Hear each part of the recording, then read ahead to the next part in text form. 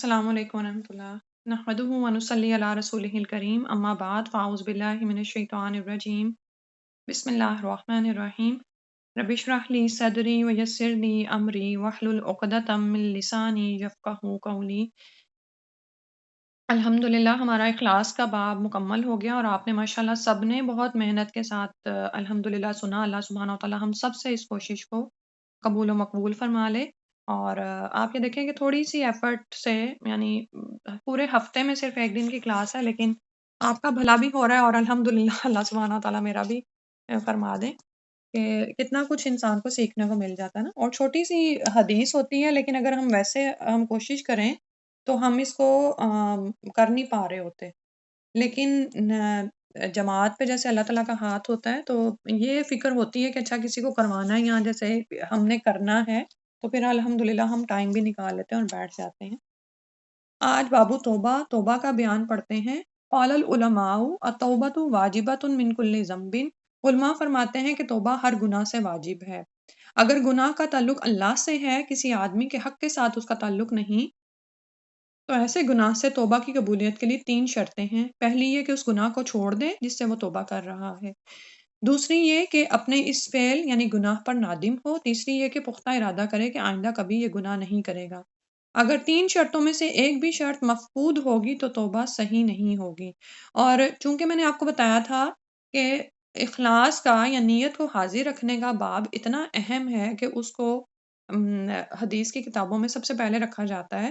تو ابھی جو میں نے بات کی نا کہ توبہ کی قبولیت کے لیے 3 شرطیں ہیں۔ پہلی یہ کہ اس گناہ کو چھوڑ دے، تو اس گناہ کو وہ جو چھوڑ رہا ہے نا، وہ اخلاص نیت، اللہ کے لیے نیت کو خالص کرتے ہوئے چھوڑے گا۔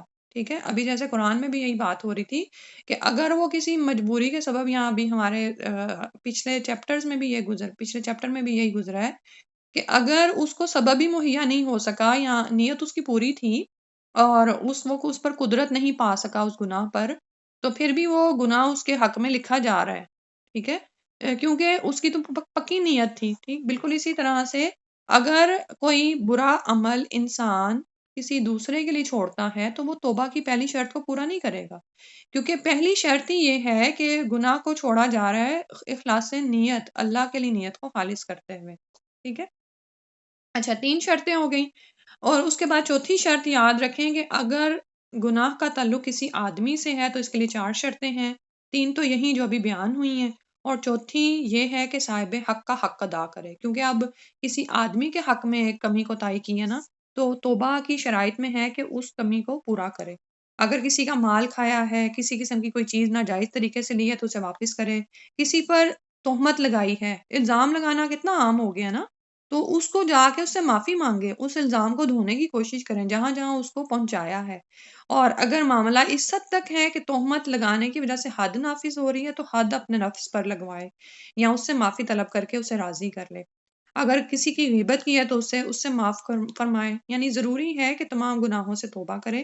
اور پھر یہ بھی یاد رکھیں کہ کسی ایک گناہ سے توبہ کی تو وہ اسی گناہ سے توبہ شمار ہوگی۔ ٹھیک ہے، یعنی اہل سنت کے نزدیک کسی گناہ سے توبہ کرنا، کسی ایک گناہ سے توبہ کرنا صحیح ہے، لیکن یہ توبہ صرف اسی گناہ سے ہوگی جس کے لیے کی گئی ہے، دوسرے گناہ اس کے ذمے باقی رہیں گے۔ ٹھیک ہے، جب تک کہ ان میں بھی تمام توبہ کی شرائط کو پورا نہ کر لے۔ ٹھیک ہے، اور توبہ کے واجب ہونے پر کتاب و سنت کے بکثرت دلائل اور امت کا اجماع ہے۔ یہاں پر انہوں نے سب سے پہلے سورہ نور کی آیت نمبر 31 دی ہے۔ قال اللہ تعالی، اللہ سبحانہ و تعالیٰ نے فرمایا وَتُوبُوا إِلَى اللَّهِ جَمِيعًا، اے مومنو تم ایھا المؤمنون، اے مومنو تم سب کے سب رجوع کرو اللہ کی طرف، یعنی توبہ کرو۔ توبہ کیا مطلب ہے؟ رجوع کرو، اللہ کی طرف جاؤ، جو گناہ تم نے کیا ہے اس سے پلٹ آؤ، اللہ کے حضور جھک جاؤ، لعلکم تفلحون، تاکہ تم فلاح پاؤ۔ کامیابی کس میں ہے؟ گناہ سے باز آ جانے میں، نافرمانی کو چھوڑ دینے میں۔ پھر فرمایا، سورہ ہود کی آیت ہے، وقال تعالی استغفروا ربکم، اپنے رب سے استغفار کرو، ثم توبوا الیہ، پھر اس کی طرف رجوع کرو۔ ٹھیک ہے، یعنی بخشش طلب کرو اپنے گناہوں کی کہ اللہ تعالیٰ ان کو ڈھانپ دے، پھر اس سے توبہ کرو کہ اللہ تعالیٰ میں اس پر نادم ہوں، میں اس پر شرمندہ ہوں، آئندہ اس کو نہیں چھوڑوں، آئندہ اس کو نہیں کروں گی، اور پھر یہ کہ جو بھی اس کی شرائط ہیں اس کو پورا کرے۔ وقال تعالی، سورہ تحریم کی آیت ہے، یا ایھا الذین آمنوا توبوا الی اللہ توبۃ نصوحا، کہ اے ایمان والو اللہ کی طرف خالص توبہ کرو، نصوحا، خالص توبہ کرو، سچی توبہ کرو۔ تو کیونکہ سچی توبہ ہی وہ چیز ہے کہ جس سے کیا ہوتا ہے کہ اللہ سبحانہ تعالیٰ کی طرف جب آپ رجوع کرتے ہیں تو اللہ تعالیٰ معاف فرما کر آپ کے گناہوں کو ڈھانپ دیتے ہیں۔ اور اس سلسلے کی پہلی حدیث ہے، وعن ابی ہریرہ رضی اللہ عنہ قال سمعت رسول اللہ صلی اللہ علیہ وسلم یقول، حضرت ابو ہریرہ رضی اللہ عنہ سے روایت ہے، انہوں نے کہا میں نے سنا رسول اللہ صلی اللہ علیہ وسلم فرماتے تھے، واللہ انی لا استغفر اللہ واتوب الیہ فی الیوم اکثر من 70 مرہ، رواہ البخاری۔ بخاری کی میں روایت ہوئی ہے یہ حدیث کہ اللہ کے رسول نے فرمایا، اللہ کی قسم میں دن میں 70 مرتبہ سے زیادہ اللہ سے گناہوں کی بخشش مانگتا اور اس کی بارگاہ میں توبہ کرتا ہوں۔ سبحان اللہ! حالانکہ نبی صلی اللہ علیہ وسلم تو نبی ہیں، وہ جو مغفور تھے، ان کے تو اگلے پچھلے گناہ بخش دیے گئے تھے، معاف کر دیے گئے تھے۔ تو دراصل وہ چیزیں جو گناہ تھیں بھی نہیں، بلکہ جیسے آتا ہے نا کہ حسنات الابراری سیئات المقربین، کہ بسا اوقات وہ کام جو صالحین کی نیکیوں میں شمار ہوتے ہیں، اگر وہی کام اللہ تعالیٰ کے برگزیدہ مقرب بندے کریں تو ان کے حق میں ناپسندیدہ ہوتے ہیں، ٹھیک ہے؟ تو یعنی وہ خلاف اولا کام ہوتے ہیں نا، یعنی وہ ان سے ایکسپیکٹ نہیں کیے جا رہے ہوتے، تو انہیں گناہوں سے تعبیر کیا گیا۔ تو اللہ کے رسول صلی اللہ علیہ وسلم دن میں 70 مرتبہ سے زیادہ اللہ سے گناہوں کی بخشش طلب کرتے تھے۔ تو ہم عام لوگ جن کو ہمیں پتہ ہی نہیں ہمارے گناہ کتنے ہیں، اور پھر یہ بھی نہیں پتا کہ کتنے معاف ہوئے، کتنے باقی ہیں، تو ہم توبہ استغفار سے کیسے بے نیاز رہ سکتے ہیں؟ تو توبہ یہاں پر نظر آ رہا ہے کہ استغفار کی کثرت کتنی زیادہ ضروری ہے۔ جیسے ابھی میں نے کہا نا کہ جس گناہ سے توبہ کی جائے نا، اسی کے حق میں توبہ شمار ہوتی ہے، باقی گناہ نہیں اس سے بخشے جاتے۔ تو پھر اتنا ضروری ہے کہ ہم استغفار کرتے رہیں، اور پھر وہ جو دعائیں آتی ہیں نا کہ اذنبتہ وعلانیتاً سرہ، چھپے گناہ، ظاہر ہر طرح کے گناہ، پھر عمدن او خطان، جانتے بوجھتے، غلطی سے جو بھی میں نے کر دی ہیں، جن کا مجھے پتا ہے، جن کا نہیں پتا، جن کا مجھے شمار رہ گیا، جن کا نہیں رہ گیا، سب کی بخشش ہم طلب کرتے رہیں، ٹھیک ہے؟ اور توبۃ النصوحہ میں یہی ہے نا کہ سچی توبہ کیا ہے کہ ہم اللہ کے حضور جھک جائیں۔ یہ توبہ جو یعنی سلف صالحین کہتے تھے کہ جو توبہ لوگ کرتے ہیں نا، وہ بھی توبہ کرنے کے لائق ہے۔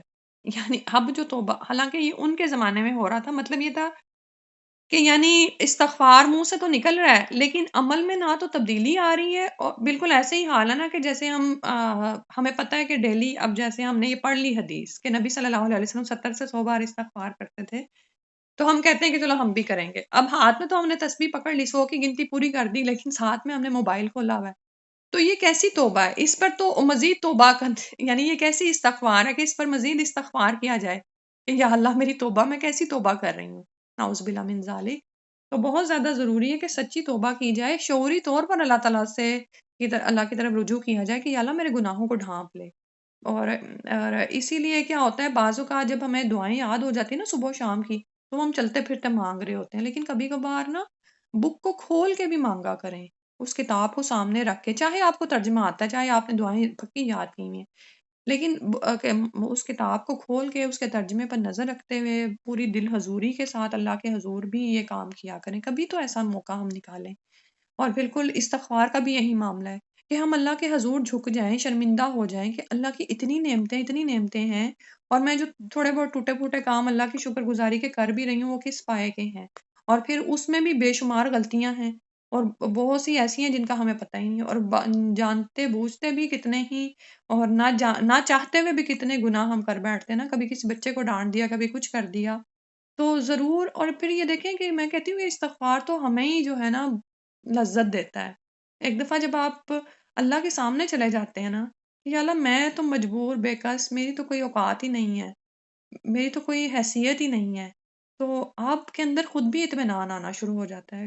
اور دوسرا یہ رویہ ہوتا ہے کہ ہم ایک غلطی کر بیٹھتے ہیں نا، تو 100 لوگوں کو دلیلیں پیش کرتے ہیں، نہیں ایسا ہوا تھا نا تو میں نے ایسا کر دیا، ایسا ہوا تو میں نے ایسا کر دیا، پھر اس غلطی پہ ہم 100 دلیلیں اپنے دماغ کو بھی دیتے رہتے ہیں، ایک پیغام بھیجتے رہتے ہیں، نہیں نہیں کوئی بات نہیں، ایسا ہو جاتا ہے، تم بھی تو انسان ہی ہو، اور پھر وہ کرتے کرتے پھر اور وہ پھر ہم نا ہمارے دل ہلکے پھر بھی نہیں ہوتے، ہو ہی نہیں سکتے جب تک کہ ہم اللہ کی طرف رجوع نہ کریں، جب تک کہ ہم خالص دل کے ساتھ غلطی کو تسلیم کر کے اس کے آگے نہ جھک جائیں، ٹھیک ہے؟ وہ دل کا بوجھ وہیں کا وہیں رہتا ہے، بٹ ہم اوپر سے بڑے مطمئن ہو جاتے ہیں کہ میں نے فلاں کو بھی بتا دیا، فلاں نے بھی کہہ دیا تم ٹھیک ہو، نہیں، یہ تو سچی توبہ ہم کرنا سیکھیں، استغفار کرنا ہم سیکھیں انشاءاللہ۔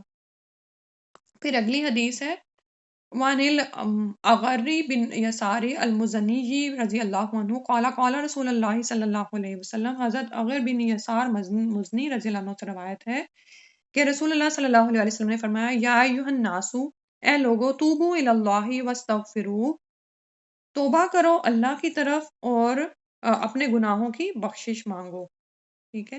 اور پھر فرمایا فَإِنِّي أَتُوبُ فِي الْيَوْمِ مِائَةَ مَرَّةٍ، کہ میں بے شک میں توبہ کرتا ہوں ایک دن میں 100 مرتبہ، مسلم کی حدیث ہے۔ تو ایک جگہ پر ہمیں کیا ملا کہ 70 دفعہ، اور پھر کیا ملا 100 بار، ٹھیک ہے؟ 70 سے 100 بار، یعنی یہ مبالغے کے لیے بھی ہے کہ بہت زیادہ استغفار رسول اللہ صلی اللہ علیہ وآلہ وسلم فرماتے تھے۔ تو ہمیں کس حد تک توبہ کرنی چاہیے؟ سنت کی پیروی میں ہی، ٹھیک ہے؟ اور ہم تو اتنے زیادہ گناہوں میں ڈوبے ہوئے ہیں۔ میرا خیال ہے 2 حدیث ہی کافی ہیں۔ اللہ سبحانہ وتعالیٰ ہمیں سچی توبہ کی توفیق عطا فرما دیں، ٹھیک ہے؟ اور ہم اس رویے پر قائم ہو جائیں، یعنی ابھی جیسے میں نے 2 رویے بتائے نا کہ ایک ہم سے غلطی ہوتی ہے نا، تو ہم اتنے لوگوں کو بتا کے اور خود بھی بہت ساری دلیلیں خود کو دے کر نا مطمئن ہو جاتے ہیں، کوئی بھی معاملہ ہو۔ اچھا یہ بات بھی یاد رکھیں کہ جب ہم سے کوئی غلطی ہوتی ہے نا، تو جس کے حق میں ہوئی ہوتی ہے نا، شیطان ہمیں اس کی شخصیت کو سامنے لا کے دکھاتا ہے کہ بھئی وہ تو ہے ہی ایسا، وہ تو ہمیشہ تمہارے ساتھ یہ کرتا ہے، تم بھی کر لو تو خیر ہے، ٹھیک ہے؟ یہ بھی یاد رکھیں کہ آپ اپنے عمل کے جواب دیں ہیں، اس کے عمل کے جواب دے نہیں ہیں، ٹھیک ہے؟ تو ایک رویہ یہ ہوتا ہے کہ آپ بہت ساری دلیلیں خود کو دے لیتے ہیں، اپنے جان پہچان کے لوگوں کو بتا دیتے ہیں، وہ ظاہر ہے اس نے آپ کی فیور کرنی ہے، آپ کو مطمئن کر دیتے ہیں کہ نہیں بھئی تم سے غلطی سے ہو گیا، بشری تقاضا ہے، ہو جاتا ہے، پھر آپ مطمئن ہو جاتے ہیں، ٹھیک ہے؟ اور پھر آگے چل سو چل، پھر کام چل پڑتا ہے۔ ایک رویہ یہ ہوتا ہے کہ آپ کو اللہ کا خوف اتنا زیادہ ہے اور ہمیں اپنی پتہ ہے کہ ہم انسان ہیں، ہم یعنی اللہ تعالیٰ کی کہ ہر وقت محتاج ہیں اور ہم عاجز ہیں، ہم سے غلطیاں ہو جاتی ہیں، ٹھیک ہے؟ تو ہم کیا کریں کہ ہر وقت اللہ تعالیٰ کی طرف جھکیں، توبہ استغفار کرتے رہیں۔ تو ایک یہ رویہ ہوتا ہے۔ تو اس رویے میں کیا ہوتا ہے کہ جب بھی آپ سے کوئی غلطی ہوتی، چاہے کسی کے رد عمل کے جواب میں ہو، سمجھ آ رہی بات کی؟ یعنی غصہ کسی نے شو کیا لیکن اس غصے کے جواب میں آپ بھی چپ نہیں رہے، آپ نے اس کو 2 کی 10 سنائی، ٹھیک؟ اب مومن کا رویہ کیا ہوتا ہے کہ وہ اپنی 10 پہ پشیمان ہوتا ہے، وہ یہ نہیں دیکھتا کہ شروع اس نے کیا تھا یا وہ 2 کا جواب دے، وہ آپ پہ نہیں ہے اس کا ذمہ، آپ پر آپ کی 10 سنانے کا ذمہ ہے، تو ٹھیک ہے؟ تو ایک رویہ یہ ہوتا ہے کہ نظر ہمیشہ اپنی طرف رہے، اس سے کیا ہوتا ہے کہ جب آپ کو غصہ بھی آتا ہے نا، تو آپ کا ایک رویہ جب بن جاتا ہے نا یہ کہ نہیں میں غلطی پر ہو سکتی ہوں، مجھے اللہ تعالیٰ کی طرف رجوع کرنا ہے، تو پھر کیا ہوتا ہے اللہ تعالیٰ آپ کو آپ کی غلطی دکھا بھی دیتے ہیں، تو پھر آپ کو آہستہ آہستہ سکون بھی آ جاتا ہے کہ نہیں میں ہی غلطی پہ تھی، مجھے یہ نہیں کرنا چاہیے تھا، ٹھیک ہے؟ تو پھر نہ صرف یہ کہ اللہ سے تعلق نہیں بگڑتا، اللہ کے ساتھ تعلق میں اخلاص قائم رہتا ہے، بلکہ وہ جس بندے کے حق میں جس نے آپ کے ساتھ زیادتی کی اور آپ نے بدلے میں کچھ کیا ہوتا نا، آپ اس سے بھی معاملہ نہیں بگاڑتے، اس سے بھی آپ کا معاملہ سدھر جاتا ہے، ٹھیک ہے؟ اللہ سبحانہ وتعالیٰ بہترین سمجھنے کی اور اس کے مطابق عمل کرنے کی توفیق عطا فرما دیں، آمین یا رب العالمین۔